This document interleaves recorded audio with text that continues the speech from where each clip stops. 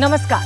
आज हम आपकी मुलाकात करवाएंगे पर्यावरण हितैषी के तौर पर जागरूक दो ऐसे पर्यावरण संरक्षकों से जिन्होंने अपनी मेहनत, अपनी लगन और अपने प्रयासों के दम पर मेरठ जिले के गंगा यमुना के दोआब क्षेत्रों में पर्यावरण संरक्षण की ऐसी मिसाल पेश की है जो हम सबके लिए अनुकरणीय है। तो आइए आपकी मुलाकात करवाते हैं रमनकांत और ललित त्यागी से।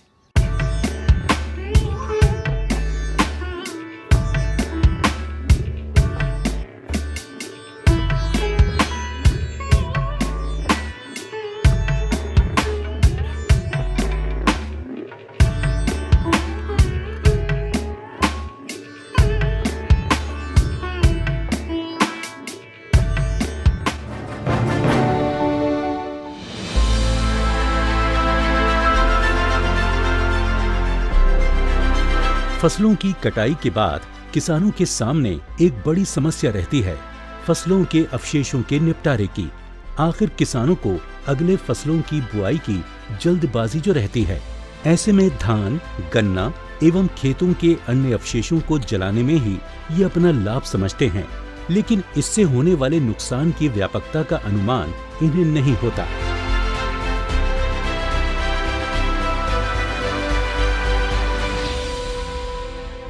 जिससे न सिर्फ उत्तर प्रदेश के पश्चिमी हिस्से बल्कि पंजाब, हरियाणा और दिल्ली में लोगों को भयानक पर्यावरण प्रदूषण का सामना करना पड़ता है। प्रदूषण का ये विकराल रूप लोगों को पलायन करने के लिए मजबूर करता है। उन्हें अपनी सेहत से समझौता करना पड़ता है और कई बार तो अपनी गलतियों के एवज में अपनी जान की कीमत चुकानी पड़ती है। पर्यावरण के बिगड़ते हालातों को देखते हुए रमन और ललित के मन में एक ख्याल आया कि क्यों ना पर्यावरण की संरक्षण की दिशा में कुछ काम किया जाए, ताकि हमारी आने वाली पीढ़ियां स्वच्छ जल, स्वच्छ हवा और प्रदूषण रहित मिट्टी में जी सकें। और अपने इसी प्रयास के तहत इन दोनों ने मिलकर खेतों में जमा कचरे को निपटाने के लिए कंपोस्ट पिट बनाने का निश्चय किया।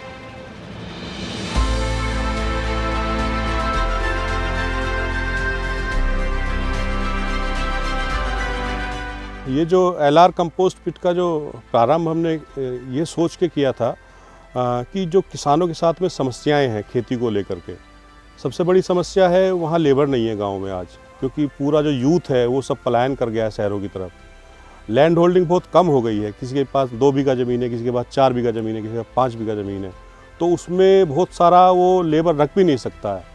तीसरी समस्या थी कि पशु नहीं है, पशु कम होते जा रहे हैं लगातार, क्योंकि जब गांव में या परिवार में लोग नहीं है, लैंड होल्डिंग कम हो रही है, तो उसके पास पशुओं की संख्या कम हो गई है। और चौथी चीज़ ये थी कि उसका जो खेती का जो बजट है, जो खेती का खर्चा है किसान का, वो लगातार बढ़ रहा है। तो 4 से 5 पॉइंट हमारे दिमाग में थे, मैं और ललित अक्सर चर्चा करते थे इस पर। तो क्योंकि किसानों के साथ बहुत समय से काम कर रहे थे, तो हमने सोचा कि कुछ ऐसा सोल्यूशन दिया जाए जो इन 4-5 पॉइंट को काउंटर कर सके। तो उसके आधार पे हमने पिट फिर डिजाइन किया था। पुरानी सोच वाले स्थानीय किसानों ने पहले तो रमनकांत और ललित त्यागी के प्रयोग को खारिज किया और कहा कि ये ज्यादा प्रभावी नहीं है, अधिक खर्चीला है और सभी किसान इसका लाभ नहीं उठा सकते। पर फिर भी रमनकांत और ललित त्यागी ने हार नहीं मानी। उन्होंने अपनी समझ, अपनी सूझबूझ और अपनी लगन के दम पर सभी किसानों को कंपोस्ट पिट बनाने के लिए प्रेरित किया। बस फिर क्या था, देखते ही देखते पश्चिमी उत्तर प्रदेश के आसपास के 50 गांव में तकरीबन 250 कंपोस्ट पिट का निर्माण किया गया। पश्चिमी उत्तर प्रदेश की भौगोलिक बनावट के बारे में ललित त्यागी क्या कहते हैं, आइए जानते हैं।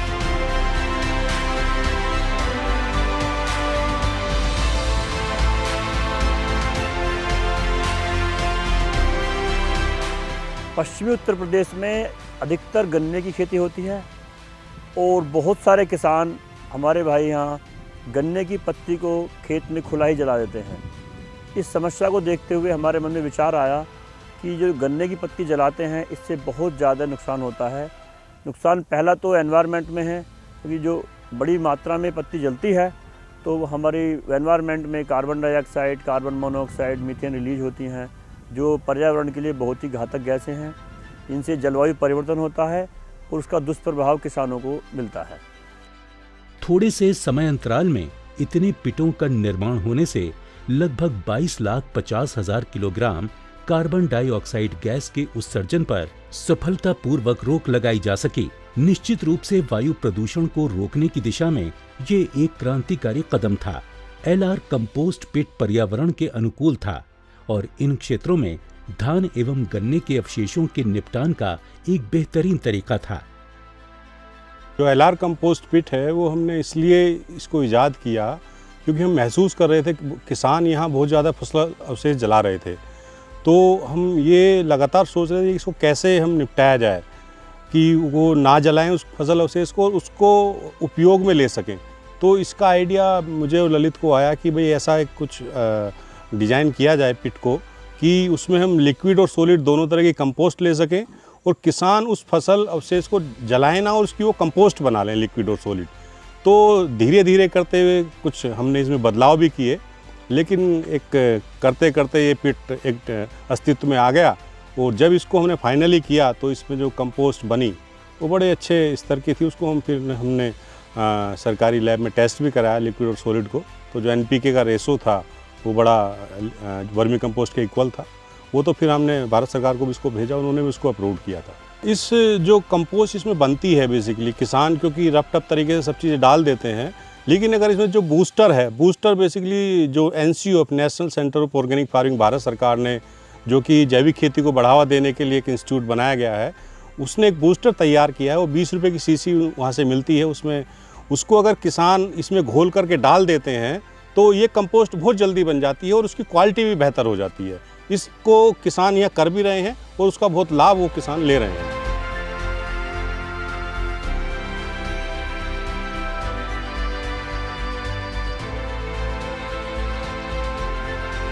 तो आपने सुना, रमन और ललित द्वारा बनाई गई पिट से सॉलिड और लिक्विड दोनों तरह की कंपोस्ट का निर्माण किया जा सकता है। इससे किसानों की रासायनिक उर्वरक पर निर्भरता कम हो गई और किसानों के लिए इस तरह के बनाए गए पिट का उपयोग करना बहुत ही आसान है। इससे खेतों की उर्वरता में एक ओर बढ़ोतरी हुई तो वहीं दूसरी ओर किसान जैविक खेती की ओर आकर्षित होने लगे। रमनकांत और ललित त्यागी के लिए बात सिर्फ कंपोस्ट पिट के निर्माण और कचरे के निपटारे तक सीमित नहीं थी, बल्कि वो तो आसपास के किसानों को इसे बनाने और इसके उपयोग के बारे में प्रेरित करना चाहते थे, जो उन दोनों के लिए एक बड़ी चुनौती थी।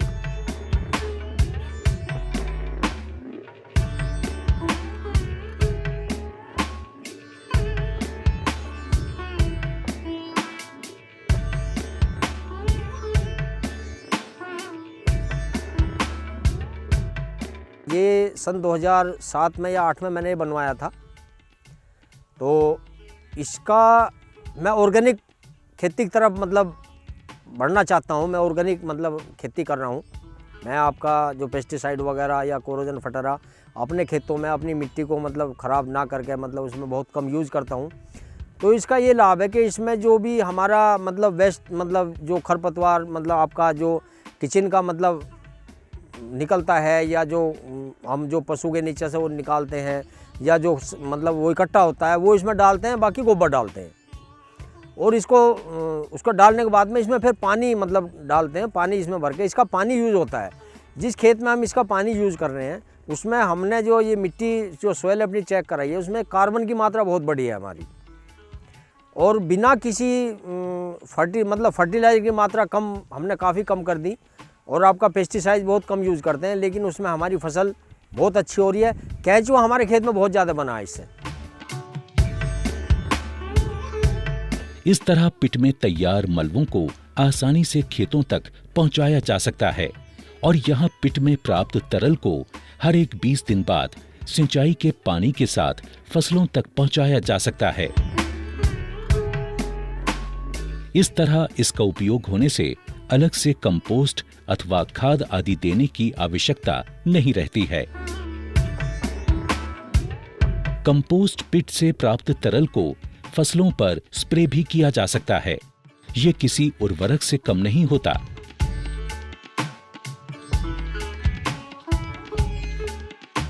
खेतों में लहलहाती हुई फसल और किसानों के खिले चेहरे ये बताते हैं कि कंपोस्ट पिट से एकत्रित तरल फसलों की पैदावार के लिए कितना शक्तिवर्धक है।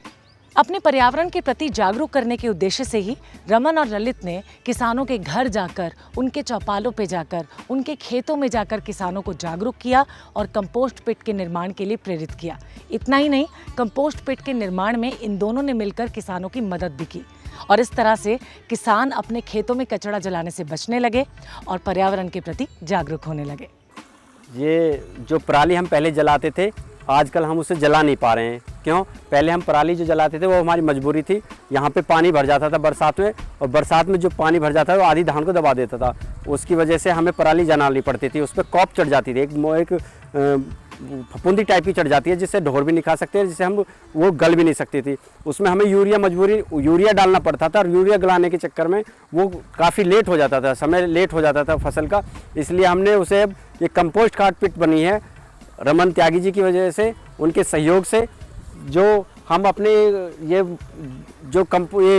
पराली जो होती है उसे काटने के बाद इकट्ठा करते हैं। इकट्ठा करने के बाद हम कंपोस्ट पिट में डाल देते हैं, और उस पर से थोड़ा गोबर डालते हैं, फिर कंपोस्ट हरी खरपतवार डालते हैं जो आसपास में हो जाती है, डॉलों पे मेंढों पे भराव में हो जाए, उसे काट के कंपोस्ट पिट में डाल देते हैं। फिर उसमें पानी भर के जो उससे जीव अमृत निकलता है उसे हम अपने पानी के साथ, जैसे जो भरा है इस पानी के साथ खेतों में चले जाते हैं, जिससे हमारे खेत की उर्वरक शक्ति बढ़ जाती है। और जो हमारा पॉल्यूशन होता था, उसमें लेट फसल हो जाती थी हमारी पराली की वजह से, वो अब नहीं हो पा रही है, क्योंकि अब हम समय पे अपनी फसल बो पा रहे हैं, और समय पे हमारी पराली कट के इकट्ठी होकर कंपोस्ट खाद पिट बन जाती है। किसानों के हितों को आसान करने वाला एलआर कंपोस्ट पिट ललित त्यागी और रमनकांत के जीवन के कठिन पड़ावों से होकर गुजरा। पर्यावरण की सुरक्षा के लिए कुछ करना है, इस बात का ख्याल रमनकांत को युवावस्था के दौरान ही हो गया था। लेकिन उनके परिवार को एक ही चिंता सता रही थी, वो थी उनके करियर और उनकी शादी को लेकर। पर रमनकांत को दूसरी तरफ सिर्फ एक ही ख्याल था, वो ये कि पर्यावरण से हम इतना कुछ लेते हैं, लेकिन बदले में उसे क्या देते हैं? गंदगी, कचरा और कार्बन डाइऑक्साइड। किसानों को पर्यावरण के प्रति जागरूक करने के लिए कितनी कठिनाइयों और परेशानियों से होकर गुजरना पड़ा, आइए जानते हैं रमनकांत से। देखिए, एलआर कंपोस्ट पिट जब हम इस विचार को मन में ला रहे थे, तो एक हमारे अंदर एक कुलमुलाहट थी कि भाई इसको कैसे सफल किया जाए, क्या इसको किसान अपनाएंगे, क्या इसको सरकार मानेगी। लेकिन हमने हार नहीं मानी, तो इसको एक पहले हमने इसका एक पूरा डिज़ाइन बनाया, और उसमें धीरे धीरे कुछ बदलाव किए, और फिर एक किसान के यहाँ बनाया उसको, और उसको पूरा लिक्विड सॉलिड कंपोस्ट बना करके देखा, उसको टेस्ट कराया। जब हमको पूरा भरोसा हो गया, तो हमने फिर कुछ एजेंसियों से संपर्क किया। हमें उसके बाद फिर मिनिस्ट्री ऑफ एनवायरनमेंट फॉरेस्ट ने सहयोग किया, उसके बाद IGSSS ने सहयोग किया, HCL ने अब सहयोग किया है। तो ऐसे फिर जब विश्वास जम गया भाई ये पिट ऐसा है कि हर किसान को बनाना चाहिए, बल्कि ICAR की तो रिकमेंडेशन ये थी कि इसको हर किसान को के यहाँ बनना चाहिए ऐसे पिट को, ये इतना अच्छा पिट है। तो वो हमारी सफलता थी। हमने बड़ी खुशी हुई उनका एक रिकमेंडेशन देख करके, तो हमारा उत्साह और बढ़ा, तो हम और आगे बढ़ गए। अब तो बहुत किसान हमसे खुद ही कहते हैं कि हमें ये पिट बनाना है। एग्रीकल्चर यूनिवर्सिटी भी हमको बोल रही है कि आप एक लेटर लिखिए, हम इसको आगे बढ़ाते हैं। तो ये कठिन तो था, लेकिन हम अंत में जो सफलता मिली उससे हम खुश हैं। अपनी सोच को लेकर दृढ़ निश्चयी रहे रमनकांत ने प्रकृति एवं पर्यावरण के सभी स्तंभों, जिनमें नदी, तालाब, मिट्टी, खेतों और पौधों के विनाश को महसूस किया, उन दिशाओं में कार्य करना आरंभ कर दिया। इस तरह उन्होंने नदियों का अध्ययन करना शुरू किया, उस पर अनुसंधान शुरू किया और नदियों के बारे में गहराई से पढ़ना आरंभ कर दिया। 2-3 साल के अंदर ही रमनकांत को अपने कार्यों का प्रतिफल मिलने लगा और अब अपने क्षेत्र में वो लोकप्रिय होने लगे, पत्र पत्रिकाओं में भी छपने लगे। ये सब देखकर घर वालों को तसल्ली मिली, जिससे रमनकांत की लगन में और वृद्धि हुई। लेकिन आर्थिक समस्या अभी भी आड़े आ रही थी। इस समस्या के निदान हेतु उनके शुभ चिंतकों ने उन्हें कुछ सुझाव दिए। पहले जो हम पिट देखते थे, जो बहुत सारे मॉडल हैं, उसमें एक लेयर होती थी, वो एक जालीदार लेयर कच्ची मिट्टी से बनाते थे ब्रिक के साथ, या उसको पक्की चुनाई भी करके बनाते थे, या बिना ब्रिक के भी हम उसको बनाते थे। इन्होंने उसको 2 लेयर बनाया है। एक जालीदार लेयर के पीछे एक फिक्स लेयर और दे दिया है 2 दीवार के बीच में। उसका फ़ायदा क्या है कि जब कंपोस्ट के अंदर हम वाटरिंग करेंगे, तो जो उसका लिचेट्स होगा, जिसके अंदर ऑलरेडी न्यूट्रिएंट्स होते हैं, वो उसके आउटर लेयर में आ जाएंगे, जो बीच में आ जाएंगे। तो उसको एक जो हम लिक्विड खाद को हम पानी के साथ, इरिगेशन के साथ या स्प्रे करके उसका हम प्रयोग अलग से भी कर सकते हैं। तो एक तरीके से देखा जाए तो एक इम्प्रूव्ड वर्जन है और अच्छा है। तो किसान भाई इसका प्रयोग कर रहे हैं, और खेत के अंदर ही अगर इस संरचना को बना दिया जाए ट्यूबवेल के आसपास, तो उस खेत के कोई भी रेजिड्यू, खेत का चाहे वो अवशेष हो, फसल अवशेष हो, या कोई अगर आसपास घर है उसका कोई जो वेजिटेबल्स वगैरह हैं सड़े हुए उसको उसमें डाल सकते हैं, और उसके अंदर स्टार्टर डाल दें, जिससे जो डिकम्पोजर आते हैं, बहुत सारे माइक्रोब्स होते हैं जो इसको डिकम्पोज करने में सहायता करते हैं। तो उस डिकम्पोजर को अगर हम उसके अंदर डाल दें, या बहुत सारे फास्फोजिप्सम वगैरह आते हैं उसको भी थोड़ा सा हम डाल दें, तो उसकी गुणवत्ता और बढ़ जाती है, जिसको हम सुपर कंपोस्ट भी कहते हैं। तो इस तरह की उस गुणवत्ता बढ़ा करके ये जो एलआर में भी गुणवत्ता बढ़ाने पे इन्होंने काम किया है, इसीलिए ये बेहतर है। जो हमारी पारंपरिक कंपोस्टिंग मेथड से हम इसको बेहतर बता सकते हैं, इसलिए कि इसकी गुणवत्ता बढ़ाने पे भी इन्होंने काम किया है। तो इसके अंदर अगर माइक्रोब्स ऐड कर दें, इसके अंदर कोई नेचुरल मिनरल्स हैं उसको भी ऐड कर दें, तो उसकी जो कंसंट्रेशन है नाइट्रोजन, फास्फोरस, पोटेशियम की या दूसरे जो माइक्रो न्यूट्रिएंट्स हैं वो बढ़ जाएंगी, और वो खेत में निश्चित तौर पे बहुत अच्छा काम करेगी। तो आपने सुना मेरठ यूनिवर्सिटी के वैज्ञानिकों द्वारा एलआर पिट को सही ठहराने से रमनकांत के हौसले में बढ़ोतरी हुई और भविष्य में उन्हें और अधिक कार्य। उस पिट के अंतर्गत बाहर की तरफ जो है हमने एक 9 इंची की अपनी बाउंड्री वाल दी है, फिर एक फर्श बनाया है जो लैंटर नुमा है, उसके अंतर्गत हमने 10 इंच का गैप देकर फिर एक जाली नुमा पार्ट टाइप एक हमने फिर एक वाल बनाई है चारों तरफ। उसके अंतर्गत जो है जो अवशेष है वो डाले जाते हैं, उसके अंदर जानवरों की जो गोबर निकलता है, कचरा निकलता है, वो किचन का जो कचरा होता है, वो जो हरी घास होती है खेत की, वो जो सूखी घास होती है, जो प्याल होती है, जो अवशेष होते हैं गेहूँ के उसके नाली के, उन सबको उसके अंतर्गत डाल दिया जाता है। फिर उसमें पानी भर दिया जाता है। तो 15-20 दिन के अंदर क्या है कि वो पानी सड़ जाता है। जब सड़ जाता है तो जब किसान अपने खेत में पानी लगाएगा तो उसमें एक वाल लगा होता है, गेट वाल लगा होता है, वो 1 इंची पाइप होता है, क्योंकि पानी तो 3 से 4 इंची खेत के अंतर्गत जाता है, लेकिन अगर हम 3 इंची 4 इंची पूरे को निकाल देंगे तो वो जरा से उसको एरिया को कवर करेगा, इसलिए उसको 1 इंच हमने पाइप दिया है, जिससे कम से कम वो 10-12 बीघे में आराम से उस लिक्विड कंपोस्ट को यूज कर सके किसान। तो 15-20 दिन बाद आराम से जो किसान होता है वो 20 से 25 दिन के अंदर ही पानी लगाता है, नेक्स्ट जो पानी लगता है। तो 25 दिन का जैसे ही वो खाली हुआ उसको फिर हम दोबारा पानी भर देंगे। तो इस प्रकार से हम 4 महीने तक 4 से 5 बार लिक्विड वो ले सकते हैं, कंपोस्ट ले सकते हैं। 4 महीने बाद हम उसमें पानी डालना बंद कर देंगे। तो जो अंदर जो कंपोस्ट पड़ा हुआ है वो धीरे धीरे सूखना शुरू हो जाएगा, हार्ड होना शुरू हो जाएगा। वो 1 से 1.5 महीने के अंतर्गत वो ब्लैक हो जाएगा, जैसे चाय का रंग होता है, कलर होता है, ब्लैक, एकदम ब्लैक। जब वो ब्लैक हो जाए तो किसान भाई जो है उसको अपने बोगी के अंदर, भैंसा बोगी के अंदर या ट्रैक्टर ट्रॉली के अंदर उसको उसमें से निकालेंगे, उसमें भरेंगे। फिर जो खेत है उसको जगह जगह थोड़ा डाल के और उसको पूरे उसमें फैला देंगे। जब वो फैलाने के बाद फिर ट्रैक्टर वगैरह चला के खेत तैयार करेगा किसान, तो धीरे धीरे उसकी जो उर्वरा शक्ति है दोबारा वापस आएगी। के प्रति जागरूक रमनकांत अब तक जल संरक्षण और मृतप्राय नदियों और तालाबों को पुनर्जीवित करने के प्रयास अब तेज कर चुके थे। अपने इसी प्रयास के तहत उन्होंने एक फाउंडेशन की नींव भी रखी, जिसमें आसपास के किसानों ने बढ़ चढ़कर अपनी भागीदारी दिखाई। तो आइए आगे के कार्यक्रम में जल संरक्षण की दिशा में उनके प्रयासों के बारे में जानते हैं। नदियों और तालाबों के प्रदूषण नियंत्रण पर तेजी से कार्य होने लगा। ये सब न केवल प्रदूषण को नियंत्रित करने के लिए था, बल्कि मृत प्राय हो चुके जल स्रोतों, तालाबों और नदियों को पुनर्दूषित होने वाले कारकों को तलाशा और फिर लोगों को तालाब गंदा न करने के लिए जागरूक किया। ये सब चीज़ें बिगड़ रही हैं, नदियाँ प्रदूषित हो रही हैं, तालाब गंदे हो रहे हैं। तो शुरू में लोगों को लगा रहे ये तो सरकार का काम है, ये हमें क्या करना है इसमें। लेकिन जब हमने बताया कि सरकार का नहीं, जब गंदा हम कर रहे हैं तो हमें सुधारना भी हमको है।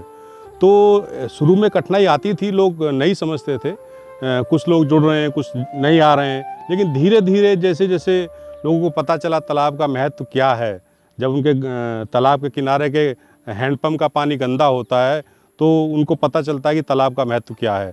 जब उनके यहाँ जल भराव होता है तो उनको पता चलता है कि तालाब का महत्व क्या है। जब नदी के किनारे का पानी गांव का गंदा होता है तो उनको पता चलता है कि नदी का महत्व क्या है।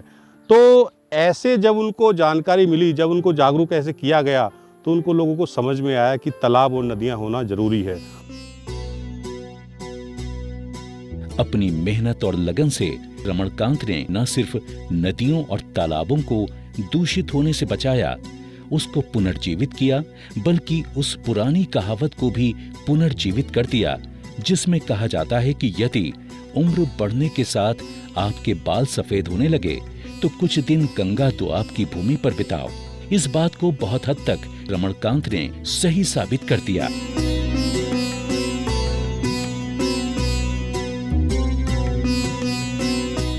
इसके अलावा जलवायु परिवर्तन की दिशा में काम करते हुए उन्होंने जीरो पॉल्यूशन उत्सर्जन वाला प्लांट लगाकर गन्ने के किसानों को पर्यावरण के प्रति जागरूक किया। इस कार्य में जलवायु परिवर्तन एवं पर्यावरण मंत्रालय ने आर्थिक मदद की, जबकि तकनीकी सहायता निजी कंपनी से मिली। इस तरह पूरे मेरठ क्षेत्र में पर्यावरण की सुरक्षा की एक अनूठी मिसाल पेश की। रमनकांत और ललित त्यागी की उपलब्धियों का सिलसिला अभी थमा नहीं है। वो दुगने उत्साह के साथ आगे बढ़ रहे हैं और अपने क्षेत्रों में उन्होंने फलदार वृक्षों को लगाने का बीड़ा उठाया है। ऐसी आदर्श सोच और पर्यावरण के प्रति निष्ठा आम लोगों को प्रेरित भी करती है और उन्हें जागरूक भी करती है। इनके द्वारा बनाए गए कंपोस्ट पिट नए भारत के निर्माण में सहायक साबित हो रहे हैं। रमणकांत एवं ललित त्यागी के इस प्रयास की सराहना अब देश दुनिया में होने लगी। नदी के प्रति रमणकांत की लगन और खेती के प्रति ललित त्यागी की जिज्ञासा उन्हें एक नए सफर की ओर ले जाती है। उनके कार्यों को दुनिया में सराहा जा रहा है, इन्हें सम्मानित किया जा रहा है। देश और दुनिया के अलग अलग संस्थानों द्वारा इन्हें अनेक बार सम्मानित और पुरस्कृत किया जा चुका है।